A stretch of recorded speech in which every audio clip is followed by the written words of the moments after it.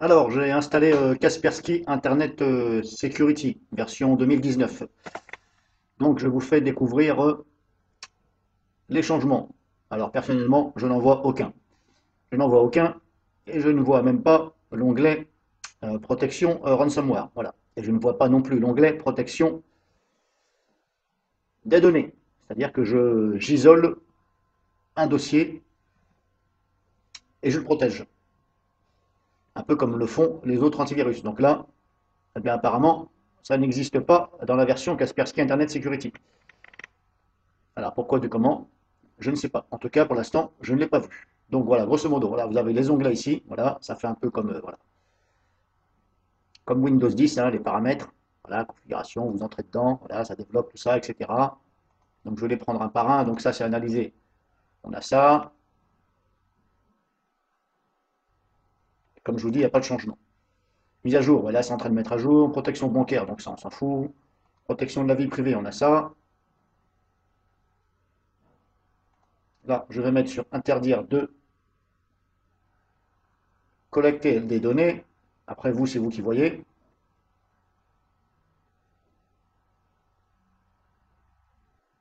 Alors j'aime bien, c'est une navigation privée, ok. Mais là, il était mis sur récolter uniquement des statistiques, ok. Bon, alors je ne vois pas ce qu'il y a de privé puisque tu récoltes mes données en fin de compte. Donc là, je l'ai mis sur interdire. Mais concrètement, dans la programmation, je ne sais pas si ça fait quelque chose. Parce que là, du fait de mettre OK, mais rien ne me signifie que ça le fait. Parce que là, il faudra que je visualise la programmation pour savoir si vraiment ça se fait. Après, comme je vous dis, voilà, c'est un peu la roulette russe, comme on dit. Des fois, ben, on se met sur l'onglet adéquat, on se met sur la position, mais rien ne prouve que ça le fait. Voilà, on le voit visuellement, mais concrètement, on ne sait pas ce que ça fait dans votre dos. Bref, surtout que Kaspersky a déjà été banni apparemment de l'armée américaine. Bon, ça après, c'est leur histoire.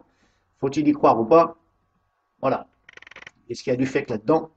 Je ne sais pas. Bref, c'est pas le but. Contrôle parental, on a ça. Bon, ça, on s'en fout. Hop. Et My Kaspersky. Après, oui, si vous avez plus de fonctionnalités, vous avez ça. Protection dans le cloud, quarantaine, etc. Mon réseau, là, je suis comme ça. Ah, les rapports. Et les paramètres, c'est ici. Configuration. Donc là, je suis dans Général. Protection, vous avez ça.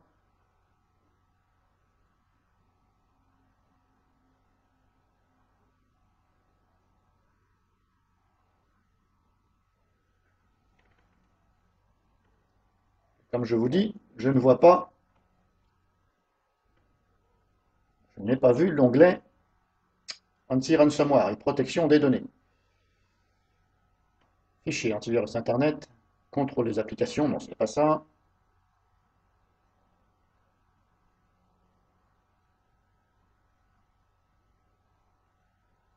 Pas vu.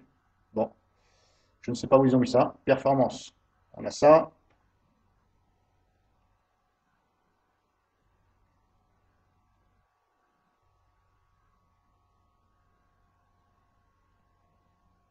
Analyse, on a ça.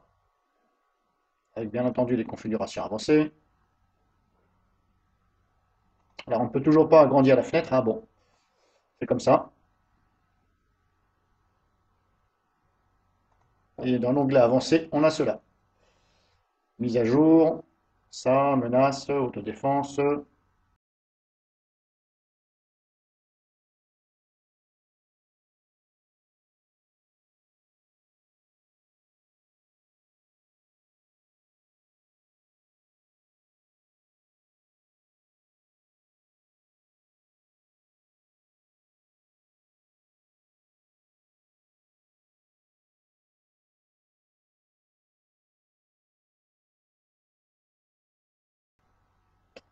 On a ici outils complémentaires.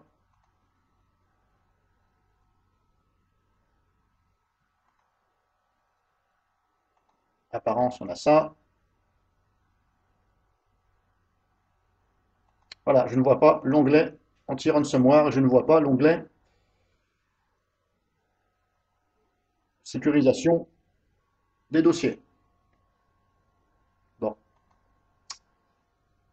bien ça, pour une bonne nouvelle en 2019, c'est pas une bonne nouvelle. On va dire plutôt que c'est pas une bonne nouvelle, tout simplement. Ben voilà. Donc, je pensais qu'ils étaient capables de faire un peu mieux et plus intelligemment que des web, mais apparemment, bah, c'est le contraire. Ils ne sont pas plus intelligents que des web. Voilà, pour l'instant, pour moi, le meilleur, je vais dire niveau voilà, technologie, entre parenthèses, si on peut appeler ça comme ça, niveau de tout ce qu'on peut faire, les options, etc., je veux dire E7. Voilà. Malgré qu'il y ait des petits bugs mineurs, on peut appeler ça comme ça, ou voir un bug, par exemple, ça peut arriver, ce qui m'est déjà arrivé, mais au niveau des paramètres, le plus complet, c'est E7. Voilà. Moi, je trouve que E7 est largement devant. Je n'ai pas essayé Bitdefender, donc je ne vais pas parler de Bitdefender. En tout cas, au niveau des paramètres réglages, option, c'est E7, pour moi, le numéro 1. Tout est pensé. Voilà, aussi bien niveau clé USB, etc. Et là, apparemment, vous voyez. Donc voilà, je vous ai montré, il n'y a rien de spécial à dire. Je vous ai fait voir. L'interface comme ça. On ne peut même pas changer le thème, mettre un thème sombre. Parce que des fois, le blanc sur du blanc, c'est pas trop l'idéal. Donc là-dessus, peut mieux faire. Le pare-feu, je peux vous remontrer une dernière fois comment on fait, malgré que je l'avais déjà fait. Donc vous allez dans configuration. Alors il n'y a pas de pare-feu automatique. Enfin, il n'y a pas de pare-feu automatique. Si, ça le fait automatiquement quand vous l'installez, mais le problème c'est qu'il faut venir tout de suite derrière et contrôler et arranger le tout. Donc paramètres, protection, on va sur hop, pare-feu, ici, on clique dessus. Là on voit ici configurer les règles. Quand vous êtes ici, moi j'ai déjà appliqué des règles. Alors comme je vous dis, dès que vous venez de l'installer, si vous êtes quelqu'un qui vous soucie du pare-feu, si vous voulez surtout bloquer les programmes, je ne vais pas parler d'autoriser parce que autoriser, ça va se faire tout seul.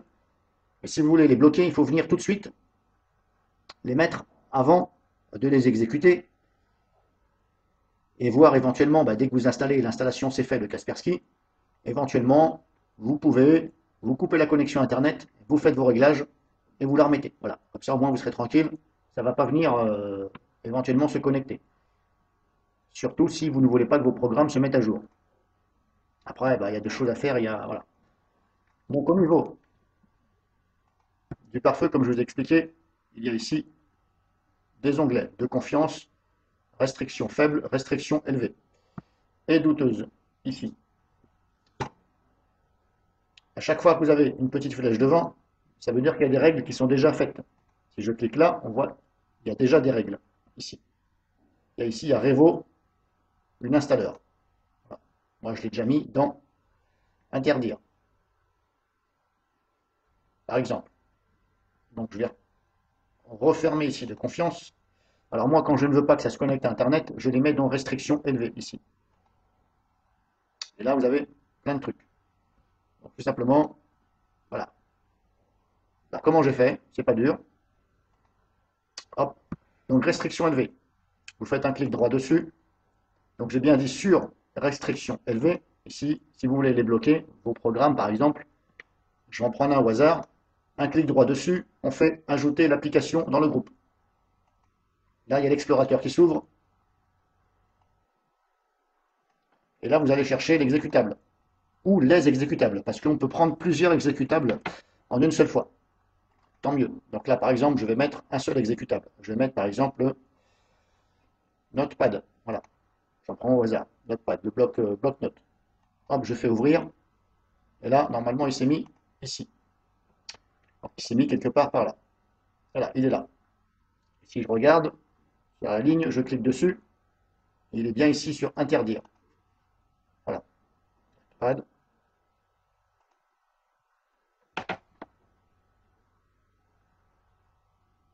Si je prends ça, voilà. Si je veux en ajouter un autre, je clique toujours sur restriction élevée, je mets bien dessus, clic droit, ajouter l'application. Là, pareil,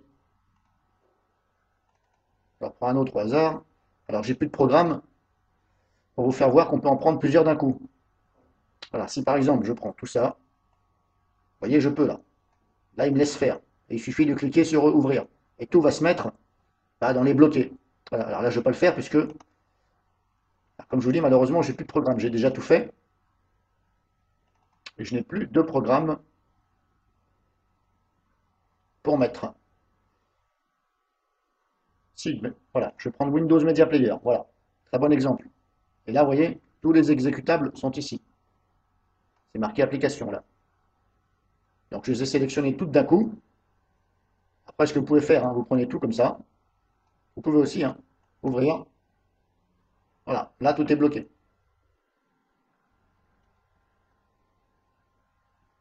Donc pareil, je recommence. Restriction élevée, clic droit, ajouter l'application. Hop, donc là j'étais dans Programme. Maintenant je vais dans Programme File. Voilà, Media Player.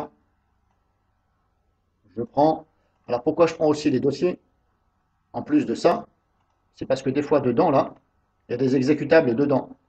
Donc au lieu d'ouvrir et de me prendre la tête, je prends tout. Hop, j'ajoute. Voilà. Et là, vous avez ici application ajoutée. La confirmation. Tout simplement. Alors comme je vous dis, faites ça uniquement si vous voulez les bloquer. Si vous voulez les autoriser, bah, ne vous en souciez pas, ça va se faire tout seul. Donc là, je vous ai montré. Bref, j'avais déjà fait cette vidéo.